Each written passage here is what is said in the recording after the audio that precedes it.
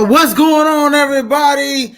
And welcome back after a month layover back to College Football Showdown, y'all favorite show on Fridays from Prime Sports World. I'm here back again off of my month and a half hiatus from coaching a championship football team, baby. Gotta give it up to my team, Naperville Saints. I'm here with Christian Simpson from the Daily Blitz.blog and Matt James. What is going on, everybody? What's going on, man? I haven't done a show with you two guys for about a month and a half. I was super focused, going all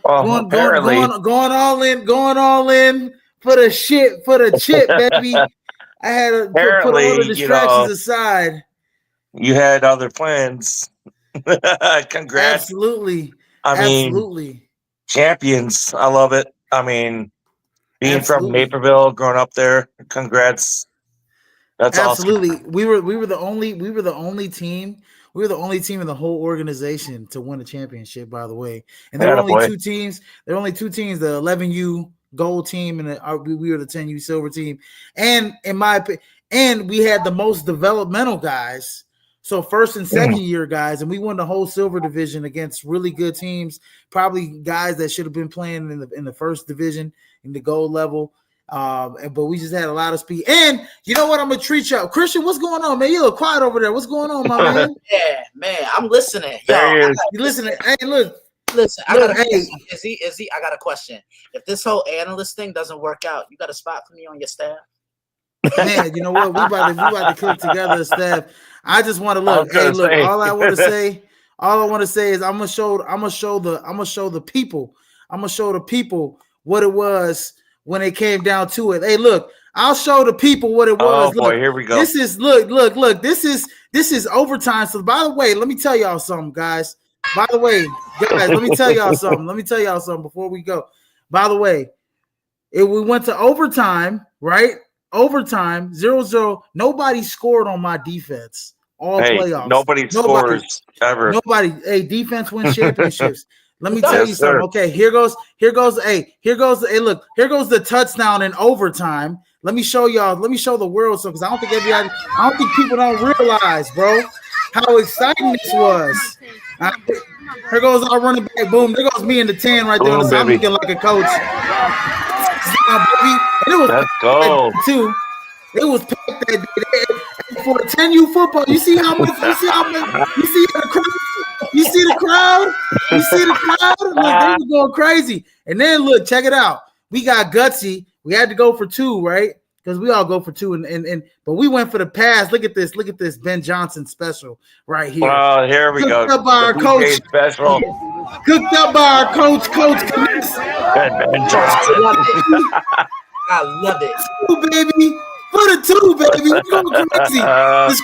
We put a lot of pressure on them boys. Hey, by the way, early in the season, we lost to the other Glen Ellen team. We got our revenge back and beat them in the semifinals. Right, beat them in the semifinals to get to the championship. So we actually had to face the other Glen Ellen team, and we beat the whole Glen Ellen program to win the championship. You learned from the first mistake. Here goes. Hey, let me tell you something, brother. Here goes the defensive stuff. Before I go, hold on. We gotta go back. I don't know what's going on with you did. Hold on, we gotta stop right.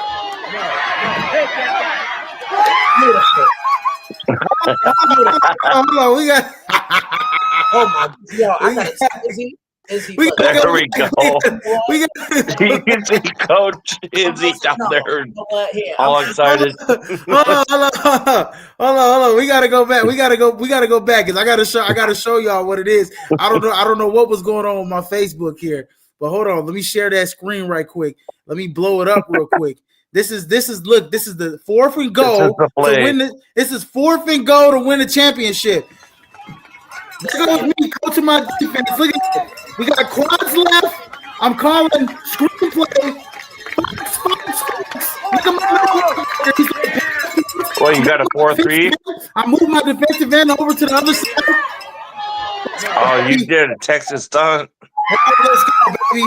We You're all lost the teaching these field. We're kids winning early. the championship. We're here to win the championship, guys. You're running stunts early. Oh, bro. I was super. Putting in a whole bunch of stuff. I definitely taught these kids early. Yeah, that's how I went. And I'll tell y'all something, man. It was one of the greatest experiences ever. And I had to take a month off just to experience that's that. awesome. You know what I mean? Every time you messaged about it, it was like, all right, thank God you won. Listen. Look, that got me so motivated. Look what I had to bring out. Oh boy. Oh, here we go. Big boy helmet's out. But nah, man. Listen. I couldn't be I couldn't be happy. I couldn't be happier for you. I know how much you love this game. I think a little bit more than me. I mean, you and I talk on the regular about this football. Really to both of you, but to see you. Yeah, the passion level. Yeah, I thought you were about to jump out there and hit somebody. Is he? Man, I was every game. Like, every game, the coaches these are like, "What's going on, you?" And them coaches like, "You okay? You all good, man? I'm ready to go play some football." Yeah, that's how I was. You're like, I'm gonna call my boys. On edge every game, and actually on that play, I was, a Fox call. My Fox calls, I flashed the DN to the flat because I know it's a screenplay. Oh yeah. And then I moved my other DN because I had my outside linebacker, my will on the other side, and I had my cornerback because they only had a tight end on that other side. So I had my will watch out for the tight end release, and just in case the quarterback gets out and tries to run, I got my cornerback there to kind of play contain. So the Fox play is for my end, but it was so loud. He couldn't hear me. He couldn't hear the play. He was actually supposed to flash out to the flat. Would have been an easier play. But my linebacker, if you see him, my mic, he's like, yeah. I'm like, yeah. It's about to be These kids are going to be like top of the program here soon. Move my defensive end to the other side just in case, just so I don't have a hole there. Yeah, I was in there cooking up. I'll tell you, I know every scenario. And I'll tell you something. I watched 10 hours of film on every team at the 10U level. Yeah. It's crazy. It's crazy. But anyways, just give it a few years and you'll see them on Max Pro's top 10. They'll be playing for Naperville North, Naperville Central, in about they'll be the top players in 5-6 years. Yeah, man, those kids were awesome. Anyways, man, moving on, man. That was a great experience. I just had to share that with everybody. No, that's awesome. I mean, we loved hearing about it. Yeah, but yeah, going into the Week 13 headlines, we didn't really have much. In last week, a lot of teams playing. Sanford and the Mother Elizabeth in the School of the Deaf and Blind. I'm just playing. If there was a school like that, don't want to. But they were playing some real cupcake schedules last week, and so there were a couple good games. Oregon upending USC at home, which was one of the better ones of the day last week, as Oregon pretty much punched their ticket into the college football playoff with a 42-27 win. USC was really good. You had 3 touchdowns by Mekhi Lemon, two catching, 1 throwing. Jordan Maeva was looking good, 306 yards, 3 touchdowns. You had Noah Whittington on the other end. He was running the football really well. But at the end of the day, man, Oregon's offense just was just too much for USC in the end. I mean, they scored those 28 quick points in the first half and pretty much only needed a couple more scores. Hey, thoughts on this game, guys? Yeah. I mean, that's a learning experience as you bring up Indiana. For Oregon, I called them out being one of the best teams in the country earlier in the season, and they're trying to live up to that hype. I mean, Indiana went out and beat them. They smacked them in the mouth, and they kept going at it. USC couldn't do that. I mean, with their, high-powered offense, Oregon, kept their own. And they played Oregon football. So we'll see where they're actually at. I mean, I think they got, Oregon State? No, they only got. Or they already played them? Yeah. They only got Washington this week, and Washington, that's that's it. right. Yeah, Washington's yeah, gonna be tough. yeah. They played Oregon So State early on in the year. They beat them that's right. 41-7. I'm used to the Pac-12, Pac-10, all that. But they got Washington and Seattle this week. That'll be a tough one for them. We'll see if they're still there. But they're going to be a tough out in the college football playoff if they still make it. Christian, thoughts on this game before we move on? Yeah, Oregon, they're a team. They're balanced, but they really want to set the tone by playing downhill football. They want to run Noah Whittington. They want to establish him. And, I called for this when they play Indiana. I said it to the both of you. I think this is a better offense when they have Kenyon Sadiq going because he's a mismatch. Mm-hmm. He's a wide receiver stuck in the body of a tight end. They can line him up wide. They can put him in the slot. There's no answer for him. And I think they're gonna have to get him the ball and create a lot of plays for him moving forward. Yeah, but just a overall good performance. Dan had his guys ready to play. USC made it interesting, but it was just too much Oregon at home when it mattered most. Yep, too much Oregon, and I do agree, man. Kenyon Sadiq is. We talked about him a couple times this year. He's a mismatch problem. He's the new age kind of tight end, right? Kind of started out with well, I can't say kind of started out because godly Aaron Hernandez kind of set the precedent for these type of tight ends, right? Where is a big tight end that's fast, that has great route skills, that can line up at wide receiver, line up in the slot. He's too big for the cornerbacks, too fast for the big guys inside at linebacker, and that's exactly what Kenyon Sadiq is. And we've seen these type of tight ends come out. You don't just got the big blocking tight ends anymore. You got the big blocking tight ends that can occasionally make passes. You got this guy, and to be honest, he's a very strong blocker too. And he could set the edge on guys as well. He's a very special talent. He had 2 touchdowns in his game, by the way. So a very special talent in Kenyon Sadiq.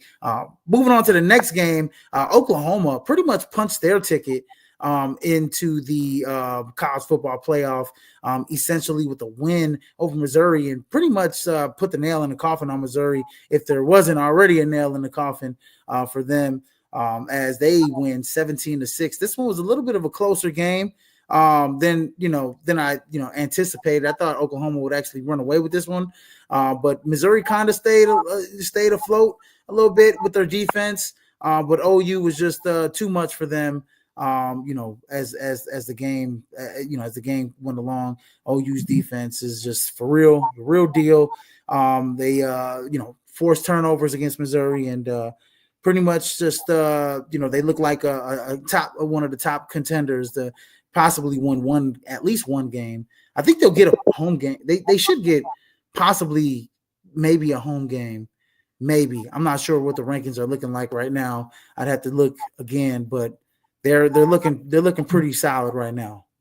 Yeah, they really are. They're taking after their head coach.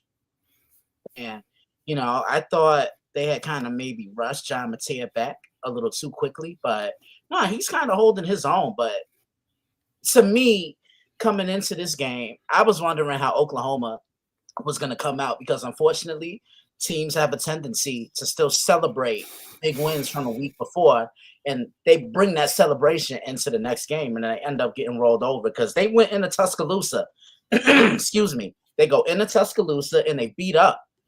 Come away with a 2-point victory on Alabama. And Bryant Denny is a tough place to play, but this is a fast Oklahoma defense. They're physical. They run the ball, and I really like Isaiah Satanga. I think he's one of the best weapons in the country that you don't hear about. He's John Mateer's go-to weapon for a reason. Mm-hmm. Yeah. I called out Oklahoma in our preseason as being a dark horse. And they've gone way beyond that. Like their defense is phenomenal. Mateer's doing, pulling off everything he can. Missouri, they have a tough defense. They went in to Norman and try to shut them down. But Oklahoma's the real deal now. Yeah, and so if the Yeah. season end of the day, Oklahoma would have a they would have a home game Like 6 or against 7. Notre Dame. Yeah, they'd be the number 8 seed. They'd be going up against Notre Dame. That'd be a good game. Yeah, that would be a good game. And then obviously the top 4 seeds: Ohio State, Texas A&M, Indiana, Georgia, all with the first round byes. And speaking of teams that may be on the fringe or staying alive, is Texas, the University of Texas, where they're in a game right now against Texas A&M. I believe the game is tied at the moment. But they stayed alive against Arkansas barely. I think they have the slim. They need a lot of help to get in to the college football playoff. They have 3 losses, 3 pretty one good loss against Ohio State. I suppose, but they lost to some unranked. They lost to unranked Florida. They lost to number 5 Georgia, and they didn't look impressive at all against Georgia. And this is pretty much their last hurrah to wow the voters, and then they need some help after that. I don't think this necessarily puts them in at all. They need, like I said, they need a lot of help. If they win against Texas A&M, they won 52-37. Thoughts on Texas in their season? Do you think they can possibly get into the college football playoff? I think their percentage chance is like 3 or 4. It's like less than 5% or something like that. Maybe. I mean, they need an impressive win tonight. Yeah, they do. They really do need a win tonight. I mean, if they only win by 3 points, no. I mean, Christian. That would be impressive tonight. I mean, they've been a disappointment this year. They came in with all the hype in the world, and if you ask me, I think they've regressed. This is a team that was a game away from the national championship 2 years in a row. Their defense hasn't been a problem. Their defense to me has been the backbone of their entire team. It's the lack of a running game, and how many times did I call for Texas to establish Quintravian Wisener early on? I said this prior to the Ohio State game. Establish Trey. Don't put all this pressure on Arch Manning. Everyone's calling Arch overrated after one game. I mean, come on, it's one game. We still don't know what the kid is capable of doing. I mean, he's shown flashes. The offensive line has been very up and down for Texas. And, the offense in general, how can I put this? And I want to say this respectfully. So, when you're elite, you don't go into overtime with Kentucky. Plain and simple. I mean, they played down competition a little too much for my liking. And when I saw that, I would just say to myself, and this is the team that a lot of people, thought would surpass Georgia in the SEC. But I will say this, I do think they beat Texas A&M tonight. Well, they have an 11% chance. I was a little bit down on them. I think it was a 6 point. They have like a 6 or 5% chance. 5 to 6% chance to win to get in if they lose tonight. But they would need a whole bunch of wins.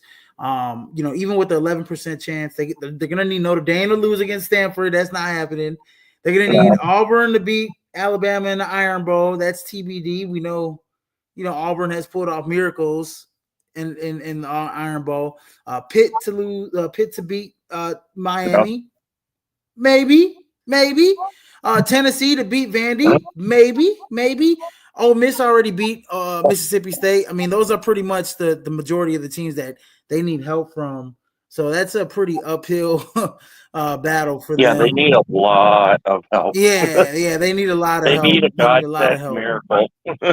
They definitely need a lot. They definitely need a lot of help. But they did keep their chances alive as they keep winning. But very like I'll say the same thing like Christian said. They've been disappointing. One game away from getting to the national championship with Quinn Ewers. This is supposed to be Arch Manning's year to win the Heisman and do all this.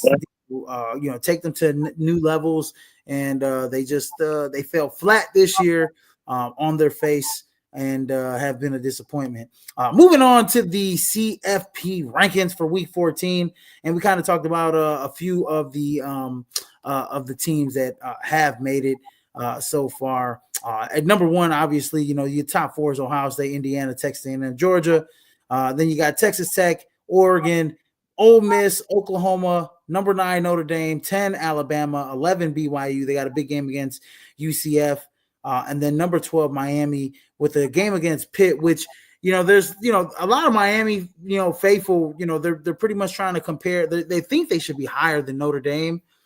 And just because they beat Notre Dame in Week 1, I have this conversation with guys all the time. I'm like, well, Week 1 is kind of like it's kind of like a asterisk. If these two teams kind of met tomorrow, I would actually favor Notre Dame to win that football game just because of the way Jeremiah Love is running the football. Just the way that Carr is playing the position. I mean, they learned from their lesson. Yeah, and Miami it was a game and lost by what, 3? Yeah, well, they've only lost. Notre Dame's better than them. It's a total between them and Texas A&M. Notre Dame only lost to both of those guys by 3 points. Yeah. So it's a whole different ball game now. Yeah, exactly. It's a different ball game now, and I think the wins that Notre Dame, we said this last year, right? Notre Dame, after losing to Northern Illinois.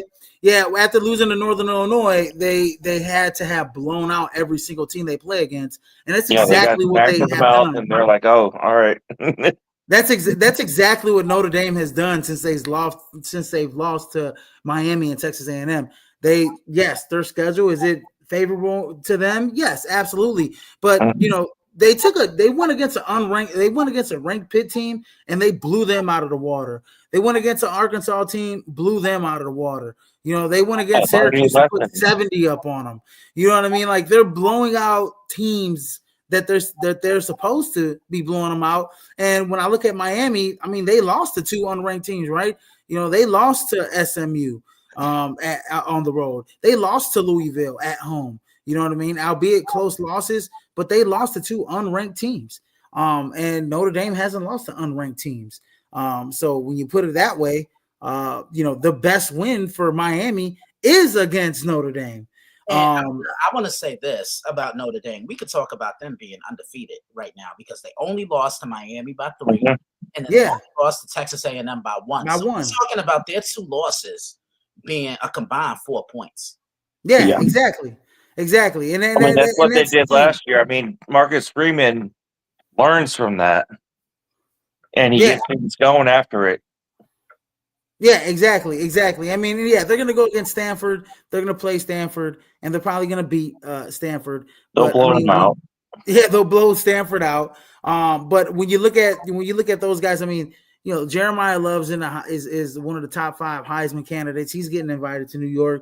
Jadarian Price, if he played on any other team, he'd be up there at top in rush. He's a sensational runner as well. When you talk about 2 tandem, they're probably the best tandem of running backs in college football right now. So he's along with CJ Carr. CJ Carr. Let's talk about CJ Carr, right?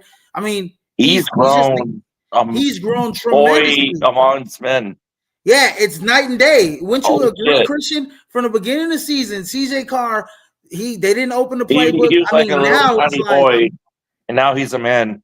Now he's a grown man. It's like they put him out in the wilderness, and then they're like, okay, now go kill an animal and come back with fur, and be come back with a bunch of meat, and get kill the biggest beast. And he's actually killed. He's got razorbacks. He's got he's been phenomenal. He's been phenomenal. He's definitely climbed that ladder, and most importantly, they're catering to his skill set. If they know he can throw it from the pocket, he can move within the pocket, they're gonna let him operate the pocket. You can't let these guys. You can't coach these guys to jump out their box. You can't. You want them to do as a head coach. You got to let them spread their wings, and you got to let them learn on their own. Yeah, Yeah. no, absolutely. I agree. And I mean, when it comes, and then obviously, man, their defense is excellent moving around the field. I mean, you might see a scenario where, you'll see probably Notre Dame and Ohio State maybe in the semifinal No, or the that's gonna be a final. good game again. That's going to be an excellent I game. mean, I've So never been, a Notre Dame fan, but this team is fun to watch. they are I'll fun to throw it watch. on here and there, and they're a good team. They're fun to watch. They are fun to watch. And then I also will admit to it. the 12 team out of the out of the Power Four would be Tulane. So they got a big game. All they got to do is Yeah, they got they'll to beat beat them. Charlotte But and then that's a warm play in up. the ACC. Yeah, play in the AAC title game. I think they're setting up to probably play Memphis or whoever the hell in the AAC. But yeah, Tulane is a player in the college football playoff. To be invited into there. And then you got other teams on the outside looking in. I mean, Utah, they handled Kansas today. And then obviously Vanderbilt with a huge game tomorrow at Rocky Top. That one's a huge game. We'll get into that one. And then obviously the big one, we'll talk about that one. And let's just get into it. Let's just get into the games to watch for the week. We talked a little bit about Miami going into number 22 Pitt. Thoughts on this game? Miami, in my opinion, Miami should win this game. They have to win this game. Thoughts on this, Christian? I'll go with you first. Yeah, I think this is a must win. Miami, here we were at the beginning of the year talking about, the U is back and this and that. And then they regressed, unfortunately, losing to Louisville. Who else did they lose to again? They lost to SMU on the road. Yeah, you talk about those two bad unranked losses. And I think it wasn't a matter of if this was going to happen, but when was that quote unquote crystal ball moment going to happen? Because his teams unfortunately dropped the ball when it matters most. I do like Miami to win this one. Pittsburgh showed some fight the other day against Georgia Tech. I got to give them that. Did a really good job of kind of keeping Georgia Tech's offense in front of them, containing Haynes King, daring him to beat you from the pocket, setting the edge. But I like Miami to get this game. I don't know if Pittsburgh has an answer for Malachi Tony. I think he's the most explosive player on the field, and they got to get Mark Daniels going. They can get him going, and if good Carson Beck shows up, Miami wins this game. Absolutely. Matt. This is a tough one. I mean, Pittsburgh's been playing well, but I'm going to take Miami. I mean, they have more talent, and they're more desperate than Pittsburgh is. Yeah, hit the nail on the head, man. Malachi Tony's a matchup problem. And like you said, who are you going to see? Which Carson Beck are you going to see? This is a big game for Mario Cristobal. Obviously, you got to win this game to be in that CFP. I am not sure what the ACC standings are looking like, but I'm pretty sure that Pittsburgh, if Pittsburgh wins this matchup, I think they get into the ACC title game. But if they lose this matchup, I think there's a tie. I think there might be a tie with like Georgia Tech, them and Miami. And I believe so. I'm not sure if Miami gets in. It might be SMU, Virginia. Not sure. But either way, I think Miami should should win this game and get in as an at-large bid. If anything.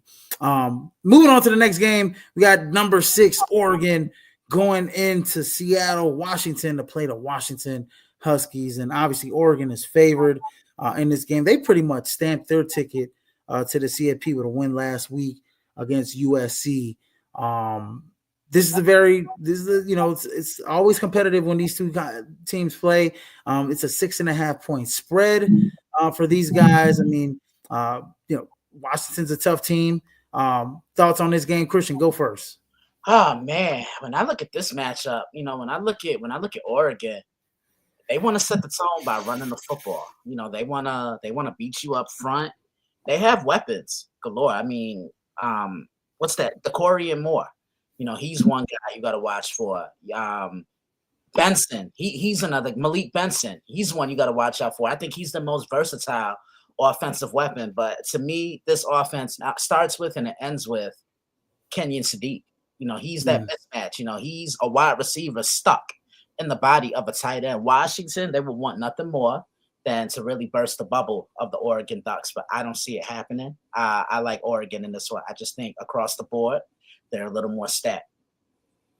Yeah. Like I said, this is a big game for Oregon, man. I mean, like they really have to win this game, obviously, with everybody else, on the heels. I mean, this game has some serious implications. I mean, you lose this game, and I mean, there's your percentage drops, to probably I think about like 40% or something like that, of them 40 to 50%, which I still think Oregon still has a tough, schedule, but it sucks. We always say it sucks to lose late. You don't want to be that team losing late to an unranked team. Matt. I mean, I'm tempted to pick Washington in this one as an upset. I mean, they're going to go in there protecting their home. I mean, they're a tough team, but Oregon needs to play like they're in the playoff right now and wants to win the championship. I think they will, but this is going to be a fun one to watch.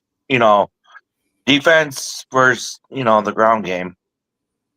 And I think Oregon pulls away late in the game, wearing down Washington's defense, but it'll be a one-score game. Yeah, definitely a one-score game going into that one. Next game we got on the slate, we have the number 14 Vanderbilt Commodores going into Rocky Top to face number 19 Tennessee, and this one is some serious playoff implications, possibly for both teams. Definitely for Vanderbilt, if they want to keep their playoff hopes alive, they really need to win this football game against Tennessee. Right now, Tennessee is favored late. This is a Heisman moment for Diego Pavia, right, guys? I mean, he's right there on the cusp. He's got his team right there, just on the outside looking in the CFP. They win this game on the road late in Tennessee. That looks really good when it comes down to the voters. And also it looks really good to the voters for the Heisman race as well for Diego Pavia. Thoughts on this game, guys? Go for it. No, go ahead, Matt. You sure? Yeah. I mean, Diego, he's been impressive. I mean, over the last couple of years, he's been fun to watch. He's just improved and helped this program out like no other. I mean, Vanderbilt would never be here without him. At number 14, like, holy shit. I mean, Jay Cutler couldn't even do that. But I'm going to take Rocky Top at home. And, another close one. I mean, Aguilar and Brazel, they just have, more weapons than Vanderbilt does. Give me Tennessee in another, one-score game. Yeah. Chris Brazell, as you brought up, man, he's a mismatch problem. 926 yards on the year, 8 touchdowns. Clearly, probably going to go. He's a big wide receiver, fast wide receiver, big play wide receiver. 16.5 per catch. And then they also got Deshaun Bishop, who is a hell of a running back. Yeah, a hell of a running back. Very fast. 12 touchdowns on the year. Like I said, Joey Aguilar has played really well all season long for them, completing 67% of his passes. And then obviously on the other side, Diego Pavia is just the one-man show, right? He leads them in passing, obviously. He leads them in rushing. He's got over 30 plus touchdowns overall. This got some stars in this game tomorrow. I mean, I'm going to give my flowers to Pavia, on his career at Vanderbilt right now. Yeah, absolutely. Congrats, buddy. You've done well. Yeah.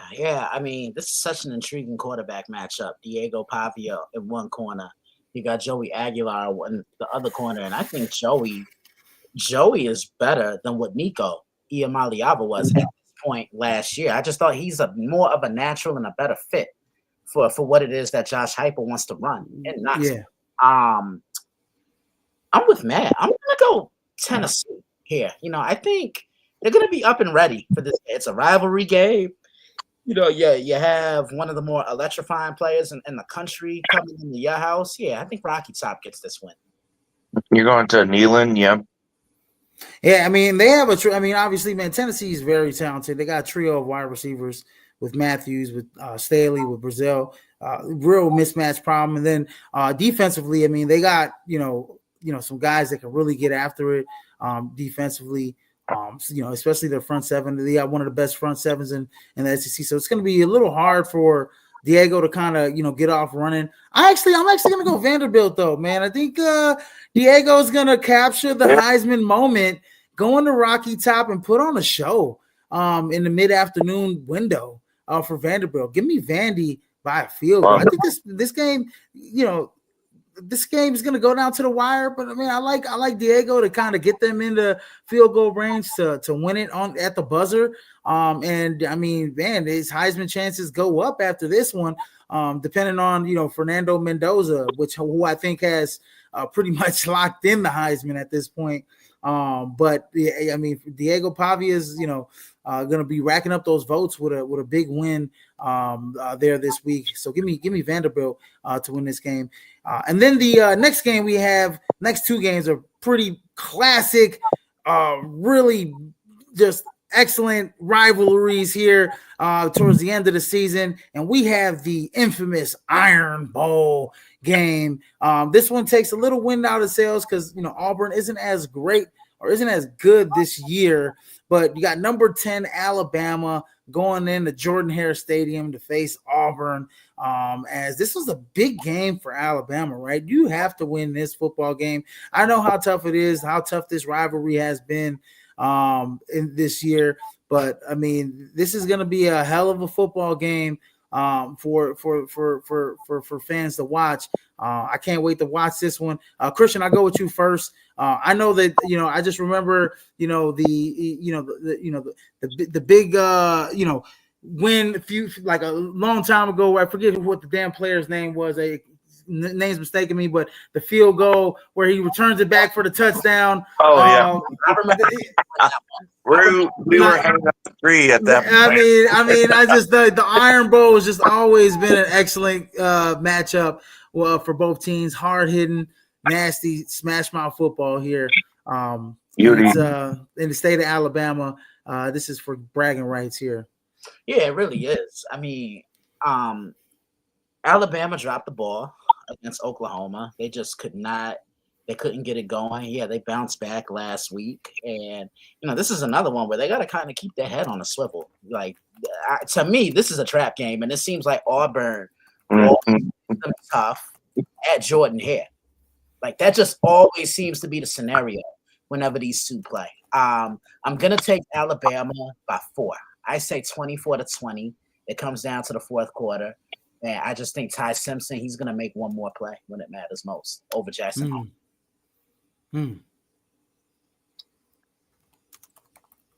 Matt. Get your toilet paper ready. I'm going Auburn. Really? With an upset. Woo! Oh, my God. They played, team stuff, earlier in the season. This is a rival. I mean, fuck it. I'm taking Auburn. Yeah, in the ground game, keep it low and slow. Low and slow. And if I'm not mistaken, what they call that one, Christian? They call that the kick six with Chris Davis. Oh, the kick six. Kick six. Yeah, the kick six. That was back in what? I was decorating the tree and saw that. I was like, oh shit. Yeah, back in 2013. Oh, I remember that. Yeah. Yeah. Back in 2013, number 4 beating number 1 Alabama. But anyways, yeah, I don't know if Auburn is gonna. I mean, there's been some mythical things, happening, in Auburn. But I think Alabama's just too good this year. I think Auburn just doesn't have enough. They've been banged up all season. Jackson Arnold's his guy's been banged up. I'm not even sure if he's even rolling out to play this one. I'd have to check and see what his status is. But either way, it doesn't matter. I think Alabama knows the situation. They know what they need to do, and I think they come out with a big win. Against Alabama, against Auburn.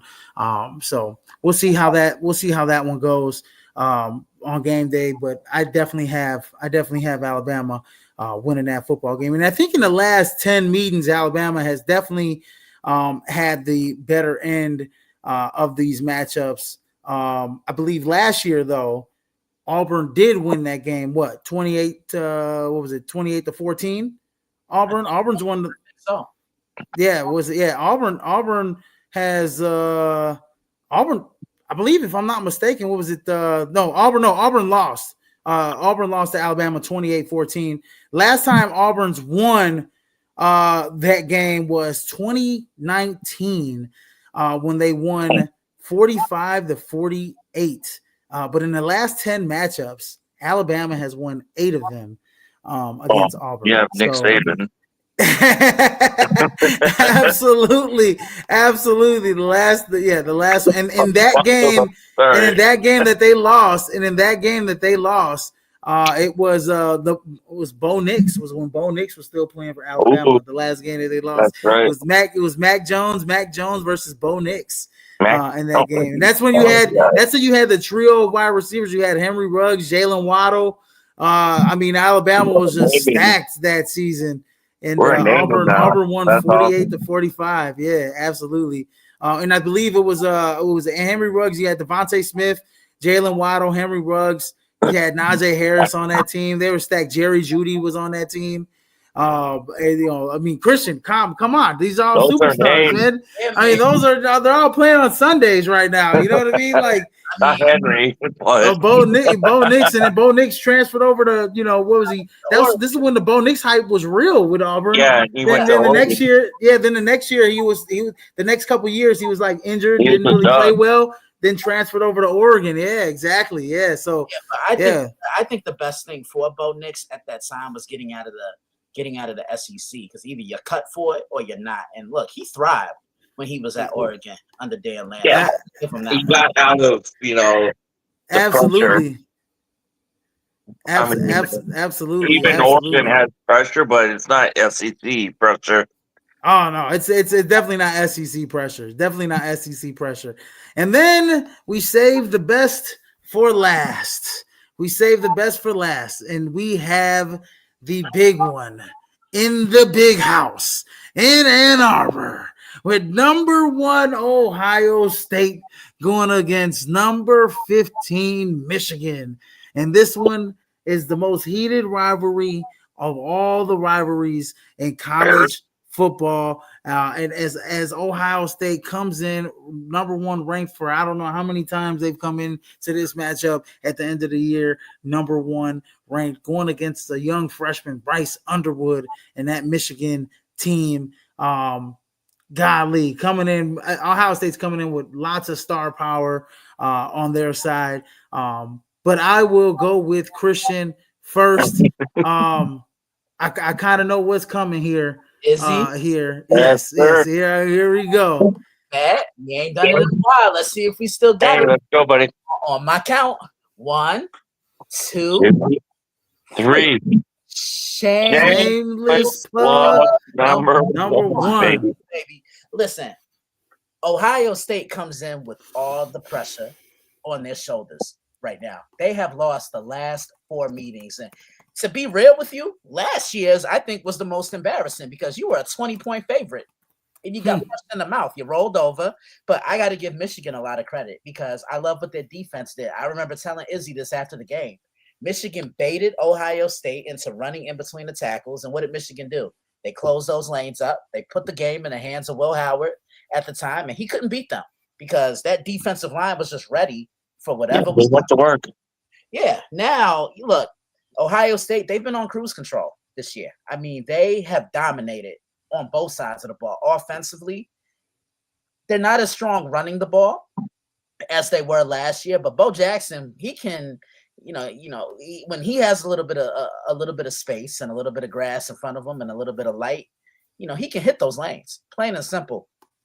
But this passing attack, and I know we mentioned CJ Carr at the beginning of the show with Notre Dame, but let's give Julian Sayin that same love, because he's climbed the ladder week in and week out. And don't be surprised if he ends up getting that invite out by me in New York. But this defense has really set the tone. I get 2021 Georgia flashes when I watch them, because they make you think that you have a chance, and then they punch you in the mouth. And then Michigan, you've seen flashes, but this is still a team that wants to run the football, and they're going to play really good defense. So there are two things that I'm watching with this game. On the Ohio State side, they have to start quickly, because these last couple of times they played, they have started quickly. They've shot themselves in the foot. And most importantly, Michigan would take control of the wheel when they didn't start quickly.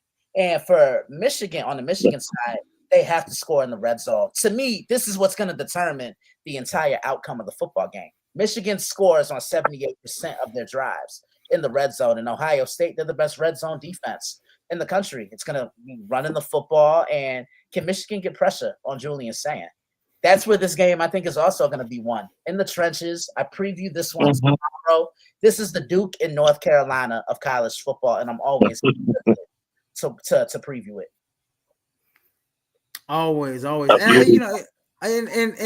when it comes to this game, like I said, I think if Michigan wins another game, if a fifth in a row against Ohio State and against Ryan Day, Ohio State faithful, even though he won a national championship last year, they will be calling for his job again, and he's going to have to win another national, because it's just like Bears-Packers. The main thing is to beat the Bears or the Packers, or the Bears to beat the Packers, or the Packers to beat the Bears. So, as a head coach, like Lovey said, my main objective is to beat the Packers and then win the NFC North title. And the number one goal is Ohio State. Don't matter how the win is, and for Michigan, don't matter what the win-loss is, you have to beat your rival. And if you go 5 straight losses against Michigan, I think Ryan Day might be out of there, Christian. I think that they are fed up with them losing to Michigan. And a fifth one would just be the boiling tip point, because how the hell can't you beat our rival when you're the number one team? You were favored 20 points last year. You're favored, I don't even know how many points you're favored this one. You're favored, what was it? What's the favorite? What are they favored? They're favored 9.5 points, which is a lot lower than last year. Holy shit. 9.5. Holy shit. Yeah. So I think the key to this game, though, honestly, is time of possession and running the football. They're built to do it. They're built. Michigan is built to do it. Justice Haynes, Bryce Underwood, they're built to do it. If Donovan McCulley can make some big catches for them, they got some young guys, some young talent, at the wide receiver position, or what have you. I mean, Michigan's coming in there. They've won, their last, five in a row, after losing to, USC in early October. The loss before that was against Oklahoma on the road, which is a tough loss. So, I mean, like I said, man, this is going to be a tough task. Michigan's had when you look at their schedule, it's been pretty weak. They've had the weaker schedule of the two. I mean, but I think both of them have had a weak schedule, and this is just the culmination of like who's better, right? Obviously, we think Ohio State's better. We already know how Caleb Downs gets down. We already know, how that defense is. You brought up that defense. We already know what they bring offensively. But you gotta prove it. You got to go out there and win. And I honestly think that Michigan, Sharon Moore, they know the blueprint on how to beat a Ryan Day team. Give me Michigan as my upset of the week to win this football game. Give me Michigan for a fifth win, and Ryan Day. I had to pick Michigan, right? Because I just don't like Ohio State.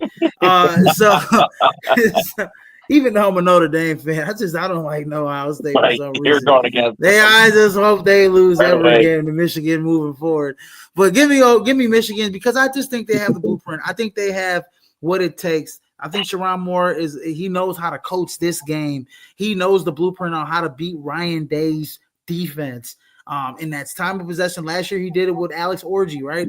And he did it with the running backs there, right?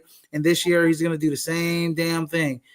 He's going to run it with Justin Saints. He's going to run it with Bryce Underwood. He's going to make a couple passes to move the needle. They were last year. They were what 50% on they converted 50% of their third downs last year in the game. That was big time, and they chewed up a bunch of the clock. And they played great defense against Will. What's his name? What was his name last year? Will Howard. Will Howard, my bad. I'm sorry. I was going to say Will Levis, but Will Howard. Thanks, Christian.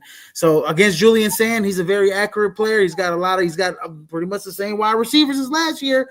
You know what I mean? But, here we go. Let's go, Michigan. Matt James. All right. Let me ask you guys something real quick. Who holds and what rival is the oldest trophy in college football? Oh, it's got to be this one. No.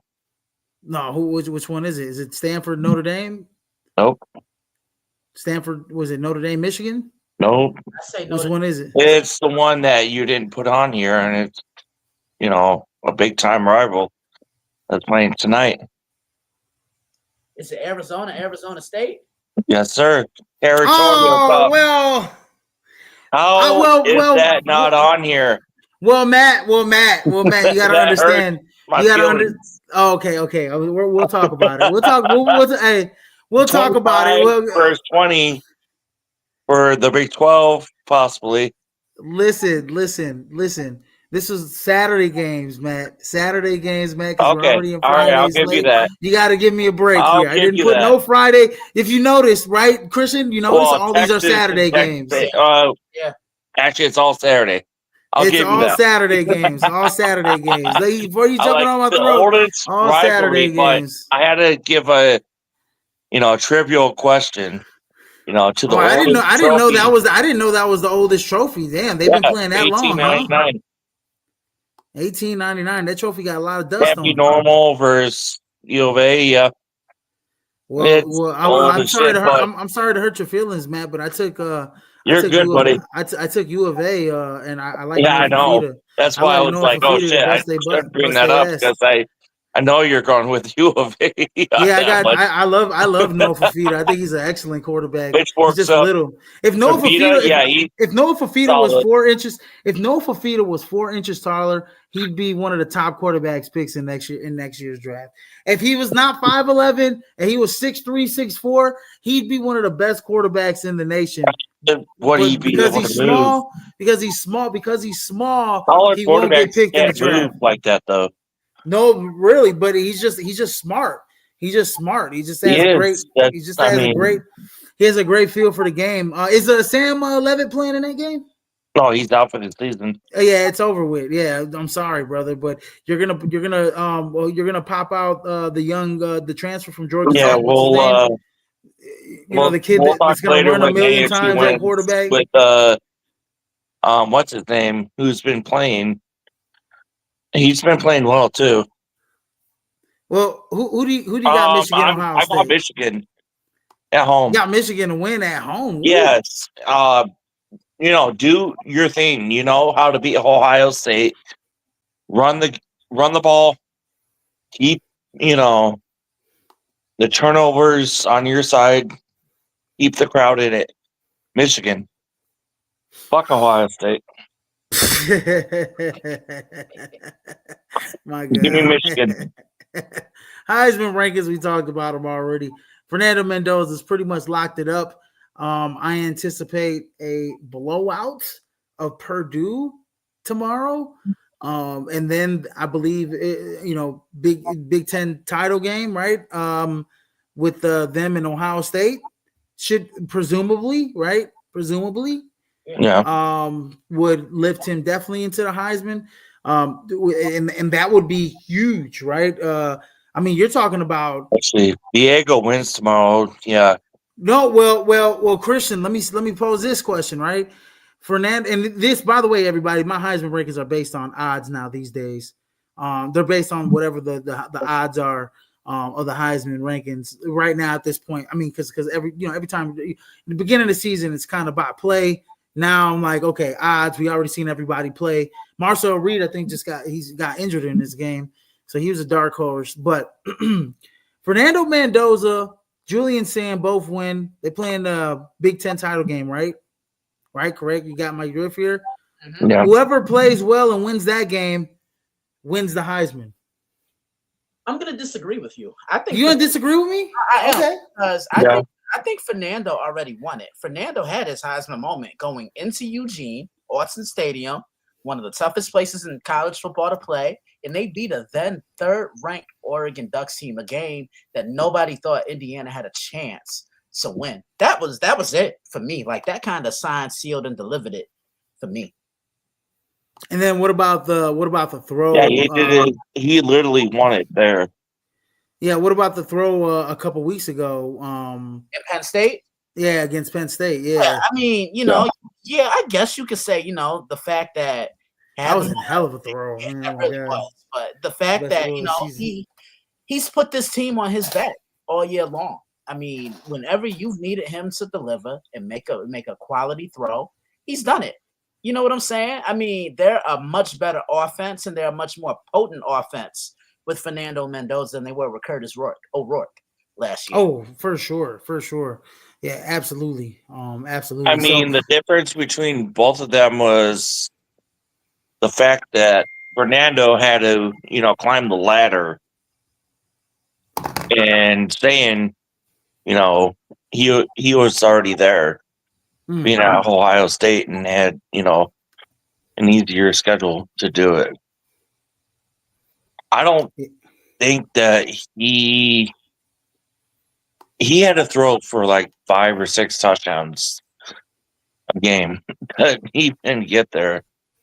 Fernando, came close to that and did it, and he went, as Christian said, to Eugene, went to Happy Valley, and he went to very tough environments to, win the game. Yeah, Himself. I agree. I mean, Yeah, Ohio State, they have probably, arguably, the best defense. So we're putting a quarterback, up on the pedestal for that. Yeah, well, I mean, he's been super accurate. I mean, with the football. I mean, Yes, I mean, he's been pretty damn good since week 1 of the not season. taking anything away from him, but still at the same time, So yeah, Fernando totally. went in and I put points up. Well, I think head to head. I think let's say Julian Sand. I mean, he has a Heisman moment against Michigan. Then back to back, he outplays Fernando Mendoza. Fernando lays an egg against that Ohio State defense. Which Next 2 games, yes. We'll see. Anyways, that's been a wrap for College Football Showdown. Please like, share, and subscribe to the podcast here at Prime Sports World. I am your host, Israel Rivera. There goes Christian Sister from DailyBlitz.blog. Don't forget to catch the Michigan Ohio State preview at 10 a.m. before the game. And there goes Matt James as well, daily contributor of Prime Sports World. And the last big shout out to the BGYFL 10U Silver champions, the Naperville Saints. Very proud of my team. I'm the defensive coordinator. Defense wins championships. DC, Offense baby. wins games. It was a total team effort. We brought home the hardware, and I couldn't be more proud of my young boys. And hopefully we can do it again next year. Like TJ says, hey, you won one, you got to do it again, right? Hopefully we get the same kids back, and we run it back next year at an 11U. So that's going to be TBD. But it was a great doing the show with you guys. I was out for a month, and I'm glad to be back doing college football with you guys. And before I get out of here, guys, y'all know my motto. In case I missed you, good afternoon, good evening, and good night, ladies and gentlemen. Look, I ain't done it. I ain't done it in a month. I'm gonna see if I still got the hops. Izzy just threw that thing off the backboard like T-Mac in 02 in Philadelphia at the All-Star game just for me. Holla at your boy. Holla at your boy. We'll see you guys Be on safe. Tuesday. Be smart. You guys be safe. See you guys. Have a happy holiday. And let me tell y'all something. After Sunday, throw them damn leftovers of Thanksgiving. Please do. Yes. Please do. Please do. I devoured a plate today. Look, them joints got one more day to go inside my system. Yep. After tomorrow, I'm throwing all that shit away. Okay, I'm sorry, Mom. I'm sorry, Dad. 2 days. Y'all sent me home with too much damn food. It's not my fault. Everybody, there was some people that did their own thing and ain't come to the Thanksgiving table to eat y'all food, and y'all want to give me trays of it. I'm throwing half of that shit out. All right, and y'all should too. After Sunday, that shit is not good.